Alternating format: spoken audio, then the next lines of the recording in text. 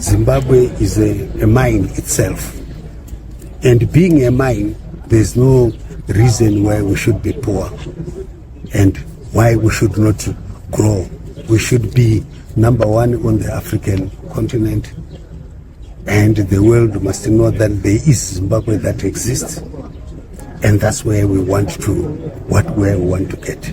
I am quite impressed with the program that the minister has set up. Today we are doing this program, and tomorrow His Excellency will come to officially open the mine entry.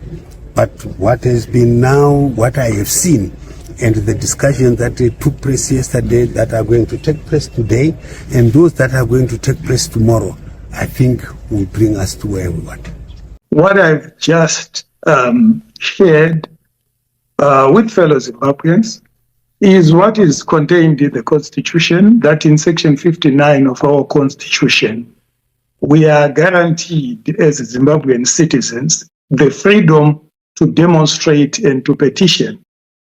And also in the Bill of Rights, in Section 67, subsection 2 of the Constitution, subsection 2D of the Zimbabwean Constitution, we are guaranteed as Zimbabweans, individually or collectively, of the right to gather for peaceful activities, to influence or challenge the government. All right, so tomorrow is the 31st of July, the beginning of freedom. You know, it's not only the beginning of freedom, it's also a day into the weekend. And I'm excited because I'm playing golf this weekend. Okay. I just want to know what you guys are going to be doing this weekend. Please type in the comment section. And we are unmasking Goliath and all his machinations. There's been quite a number of interesting individuals online. You know, on TikTok, there's this lady that has been very loud. And all of a sudden she pivoted and began to send letters to people that please don't attend the protest. Be careful, you're going to be in trouble. Zimbabweans being played again by Mnangagwa and his criminal gangs. Because what criminals in Zimbabwe have mastered is to plant dead cats. And then Zimbabweans are focusing on liars and deceivers.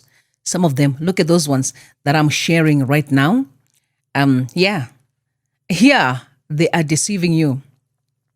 So much respect for Dr. Tadin. I think you guys have heard him commenting on some of my videos. Yeah, it's an incredible guy.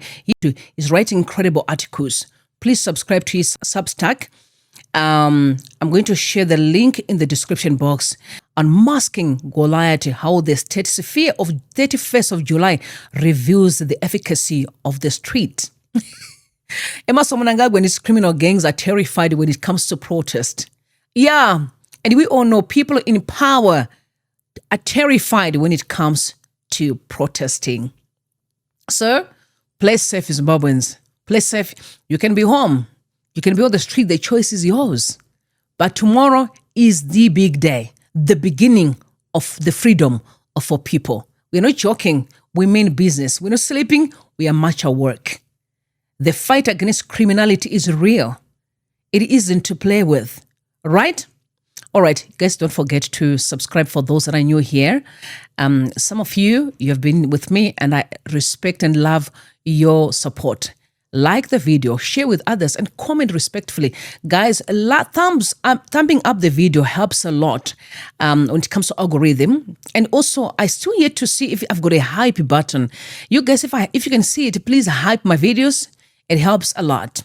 Again, respect for Professor Madhuku. Let's look at the comment that he wrote on X right there. From what I've witnessed in recent days, Zimbabweans, by any overwhelming majority, are determined to defeat the 2030/CAB3/CAA3 agenda. 31st of July 2026 is the first of many days ahead when the people who say peacefully no to 2030, CAB3 and CAA3, we will win. I agree with him. There will never be a 2030. Mnangagwa's plans of a dynasty, which you guys know that there's a lot of people that already started online to say, hey, Monumutapa, some came and said, we are Monumutapa, what? There's a funny group of people today that I saw.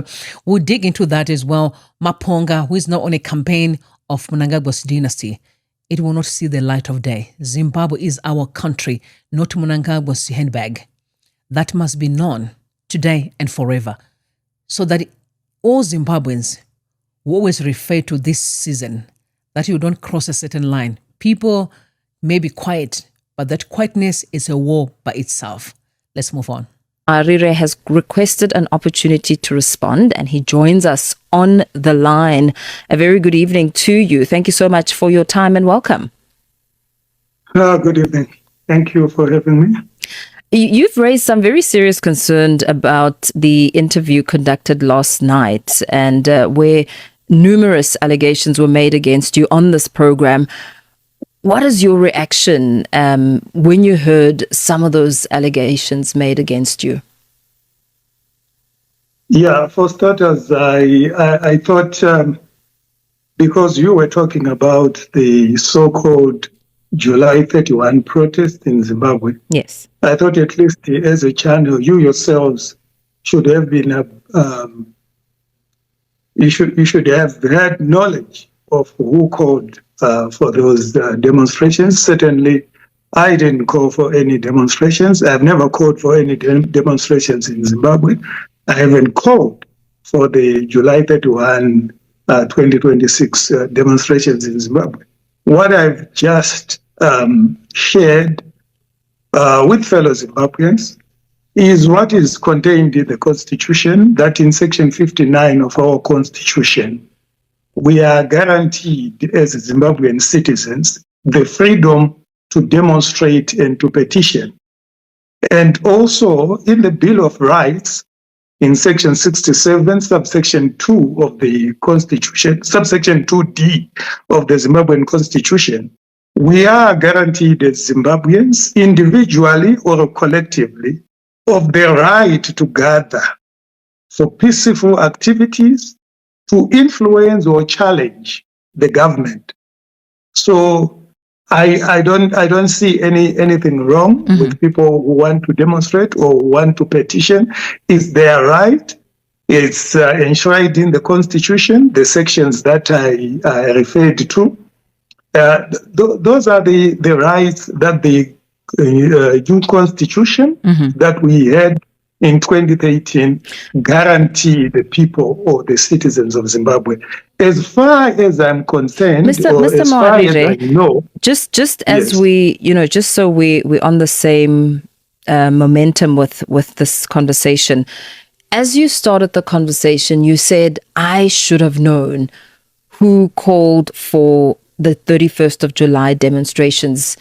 Perhaps you should tell me. Because certainly that was your topic. Yes. As a journalist, that was your topic. Can you give me a chance to explain, to ask you, because I want you to tell me, you are in Zimbabwe, you tell me who has called for the 31st July demonstrations, because we are on a fact-finding mission here to get a sense of who is behind the protests. I mean, that is the exact reason we wanted to do the interview, to understand who is behind it. Why is it a faceless demonstration? If you say it's a faceless demonstration, then at least you have done research on the demonstrations. And I wonder why then your channel and your guest then had to put my face on what you rightly say is a faceless demonstration. Why did you put my face? That's my concern. I'm not in Zimbabwe, for starters. I'm not in Zimbabwe. I am outside Zimbabwe. I left Zimbabwe because I'm fearing for my own security. I've been outside Zimbabwe, and the government knows.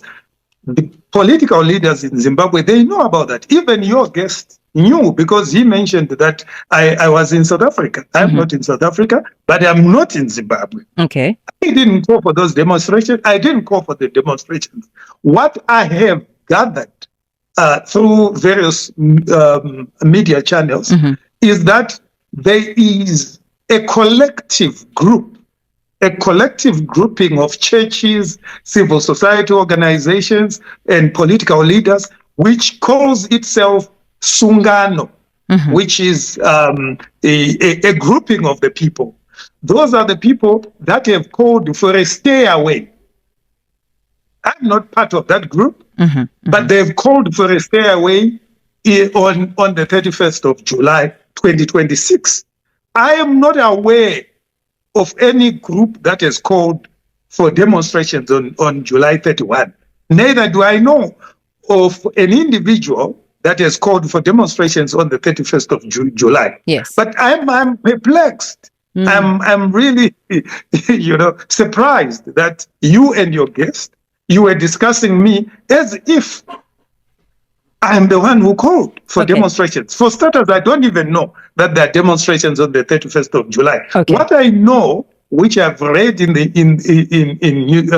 news articles and on various social media channels, is that there is a stay away. And I think there is a world of difference between a demonstration and a stay away. Okay. So let me correct you. Your name was mentioned by the guest, and I wanted to find out what these allegations were against you. There are accusations that you allegedly took money from the late former President Robert Mugabe, and then another allegation suggesting that you solicited funds from Zimbabwean business people for these very demonstrations, the 31st of July, and have used the money for personal projects. How do you respond to that claim? I'm sure that must have been the point where you thought you have to come and speak for yourself on this platform. Ms. Stolle, it doesn't make any sense that I've used, I've collected money for the demonstrations, for the 31st July demonstrations, and have already built structures in Zimbabwe worth 2 million. According to your guest, he says that I've built houses, cluster houses, that are worth 2 million United States dollars. Yes. And when did I collect the money? And when did I buy the piece of land? And when did I start building those? Does it make sense? When were these demonstrations called? If they were called in July, is it physically possible that I could have already bought a piece of land and I've already started building cluster houses, and these cluster houses are even complete to an extent that someone can actually estimate their final cost, that at completion they will be worth $2 million. These are just lies that these regime agents are concocting, trying to tie my name to the demonstrations for whatever reason. I don't know. But if you ask me, this call for demonstrations on the 31st of July 2026 might be a false flag from the regime. It's a false flag. That's why they are trying to find a face to attach to their false flag, so that if the demonstrations turn violent, they will hunt for me. Or if the demonstrations then fail, they will then say, Mawarire called for demonstrations, and they failed. Because as far as I'm concerned, I haven't seen any individual or any group that has called for demonstrations on the 31st of July 2026. What we have is a united front of civil servants, of civil society, political parties, and church groups who came together and said there will be a stay away on the 31st of July 2026. And those groups are there. It's called Sungano. It has its own leaders. It's led by Reverend Mtata.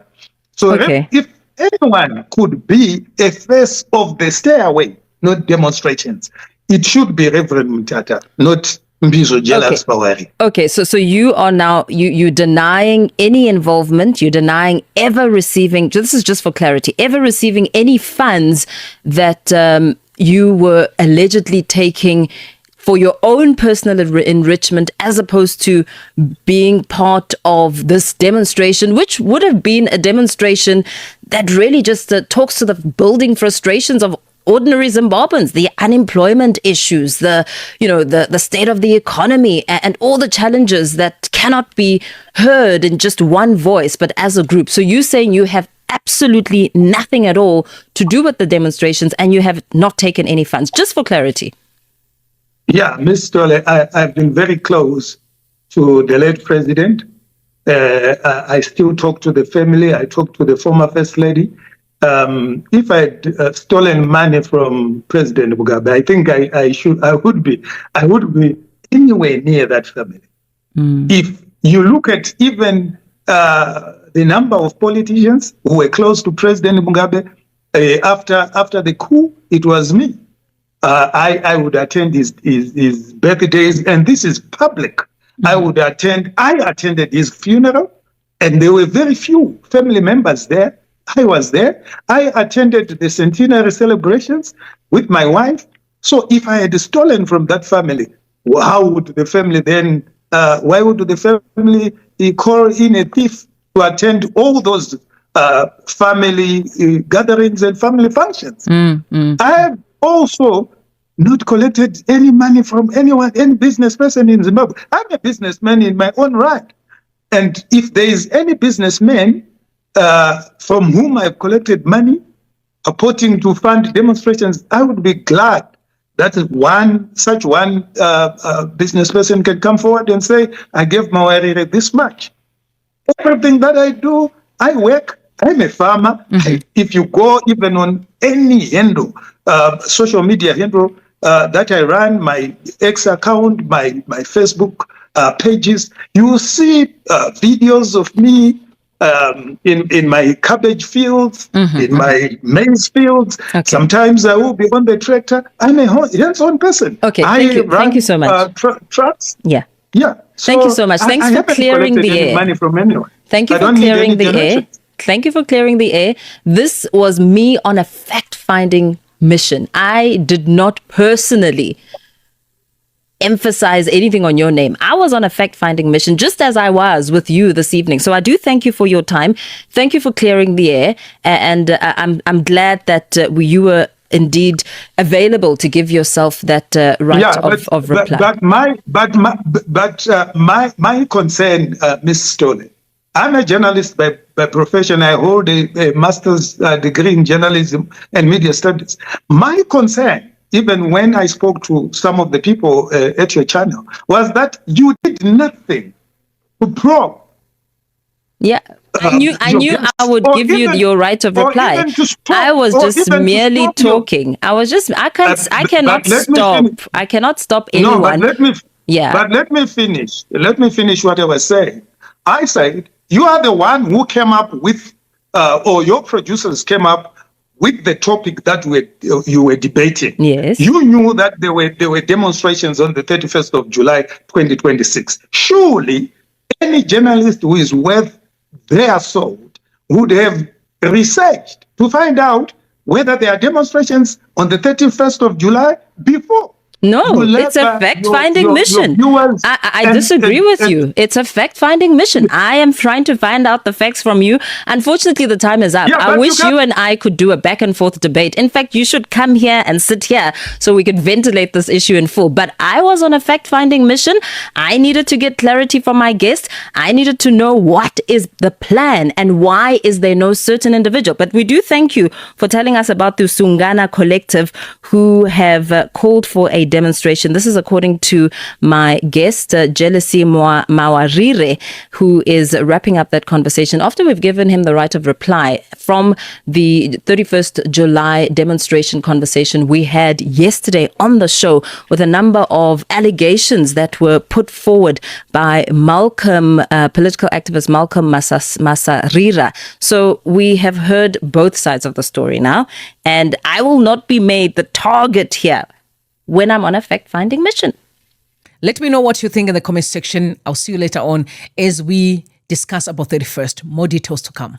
I love you guys. Bless you and bless Zimbabwe. Bye for now.